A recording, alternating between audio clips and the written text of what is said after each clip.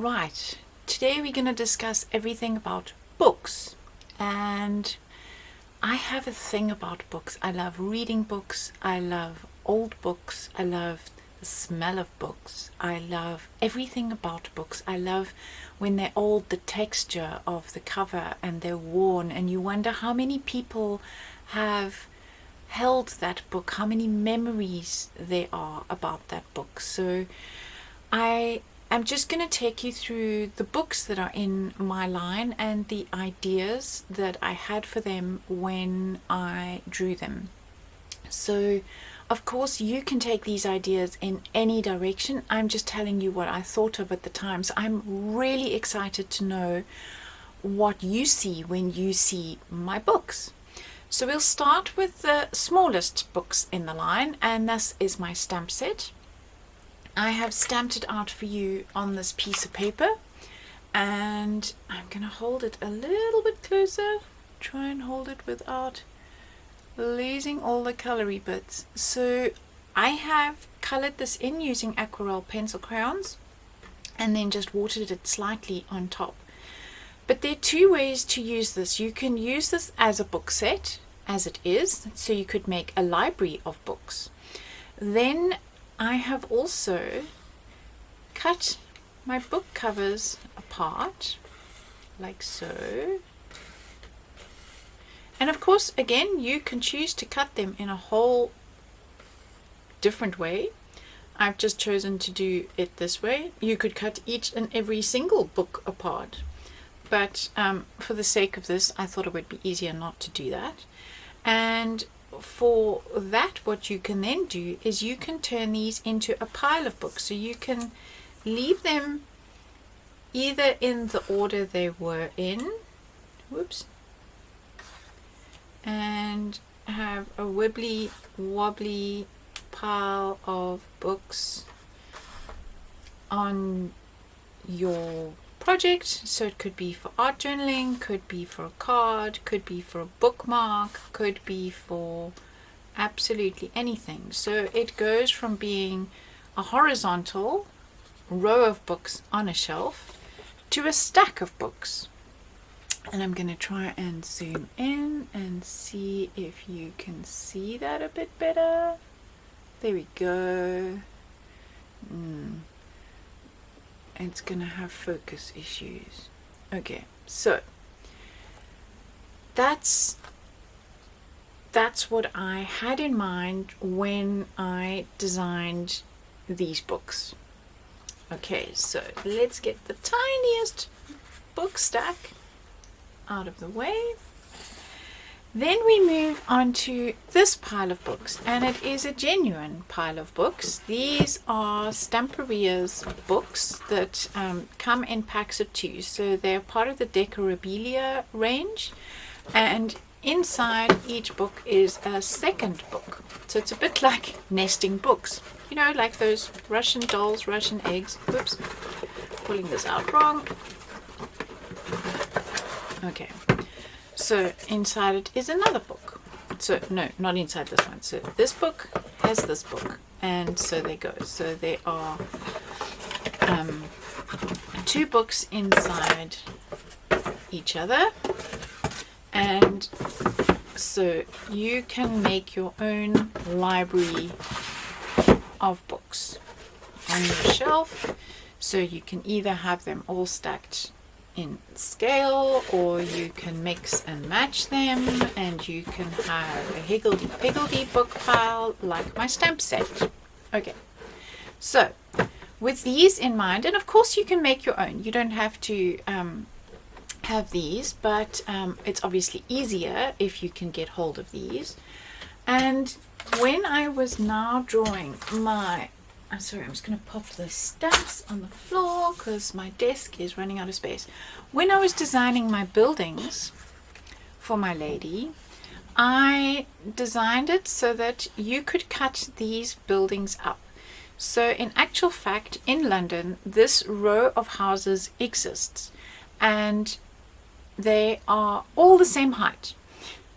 But what I was inspired by is those little teeny tiny houses that you see in between the skyscrapers, where for whatever reason the person living there wouldn't sell to the mega money making building person and built the skyscrapers next door, and they hung on like little limpets in the middle of change. And so you have these tiny little houses in the middle of these big buildings.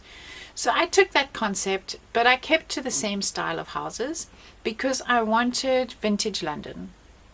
And so these are the Victorian, it's from the Victorian row. These are all normally red brick houses. So what I've done here is I have designed them to fit the backs of these books. And so there is the red one, there is the yellow one, there is the pink house, brown house, and greenhouse. So now the greenhouse it can either fit the littlest house, the littlest book, if you chop off the triangle on the top. So if you cut that off, you would be able to fit it on that house, or if you leave it on, it will also fit the medium house. So you can also play with these houses, so you can cut them up separately. So like this yellow bit over there will also fit on the smallest house. So let's just take this bit. So there we go. You can see that if you trim it down, you can actually fit that yellow bit on there, or you can use the door bit. So these are quite interactive. And of course the other thing you can do is you can also chop those houses off, and it will fit the smaller house. Smaller book. You will have to trim a little bit off the side. So these are very interactive little houses. So you could have, instead of a row of books on your shelf, you could have a whole little city happening. Now, of course, you would paint these and add other papers and everything else, but I wanted to just explain how and what and why I had designed my houses quite like this. Of course, you can use them any way you like. You can cut them up and use them on your pages and make little rows of houses. You do not have to stick to the order in which they were put on the page. So that's those guys. Let's just stack my little tower on the other side. Then I'm going to bring in everything else to do with books in my range. And there are these little miniature books with spines. So if you had to fold it, you would have a long skinny book, and you'd be able to make mini journals using these. And what I have done is I have also cut it out and left this blue strip on the left hand side, and then I have scored it just using a ruler and my score ball tool on this side. It's got the pokey tool on that side and the score on that side. And what you can do to be able to put it in projects or inside mini albums is, you can see once I've scored it, it's really easy to fold, and then I would be able to glue that bit to the paper to be able to have a little hidden book. You could of course score it there if you don't want to have the spine visible, but I quite like that. It's kind of quirky. And of course on the other side of this page we have these beautiful vintage photo. They're actually supposed to be photo holes, because this book cover, and we'll get to it just now, and these patterns, so these beautiful flowered little designs, actually come from my grandmother's photo album. It's something I inherited from my grandmother on my father's side, and it is something that is very, very special to me.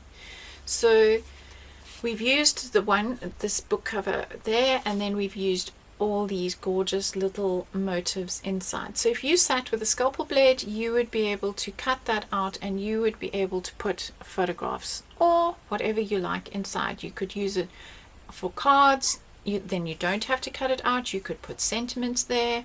There are lots of different ways that you could use this side of the paper. So there we have them. of course, you could have it the other way. You could have, if you left the blue side on this side, you could make this the front cover of whatever it is that you are making. So that's that idea. Then we come to this sheet of paper. So here we have my grandmother's photo album. It is bigger than this, but of course it has to fit on a page. So the genius lady who puts these papers together for Stamperia has done the most incredible job with this project, because these are the books I drew. So these are the same books that you see here as a stamp, and she has added all sorts of gorgeous colors and textures to make these books so authentic. And the other genius thing she did is the other side of the paper is like the inside of a book, and these reverse exactly. So, and then of course you've got this bottom strip, which also is perfectly double-sided.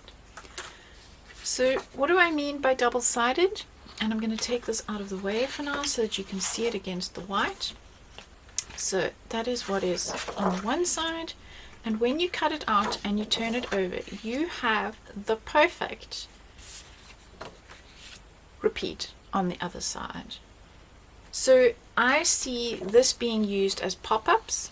You know, if you make a pop-up book, obviously you would leave the strip on the bottom to be able to adhere it, and you would be able to have a magic pop-up book which you would be able to see from both sides. I love that.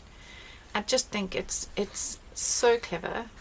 And of course this you could then make your own mini albums. So you could put a spine there, and you could add pages to the inside, and well, there are just so many ways you can use this. And while I have this side of the paper showing, I'm actually going to show you part of Antoni's range. So Antoni's range and mine work together. They have the same colors, so they have a very similar look. So if you are wanting to make a double page or a project with bigger lines and things, I'm just going to take these books a little bit more off screen. And so you would be able to have the two together. So they work together. Okay, so this is from Antoni's line. You can see his Sir Vagabond over there. And this is from my line. So the two work together beautifully, and I can't wait to see what people do working with this concept. So that is everything about books in my line. I'm dying to see what you create, how you use it. Please post your pictures in Stampers World Online. There's a fabulous group where everybody shows their projects, and I would love to see your projects there. Please tag me if you can. You can follow me on Facebook, on Instagram, and you can tag me on Instagram so that I can see your projects. That would just make my heart so happy. Have fun and enjoy.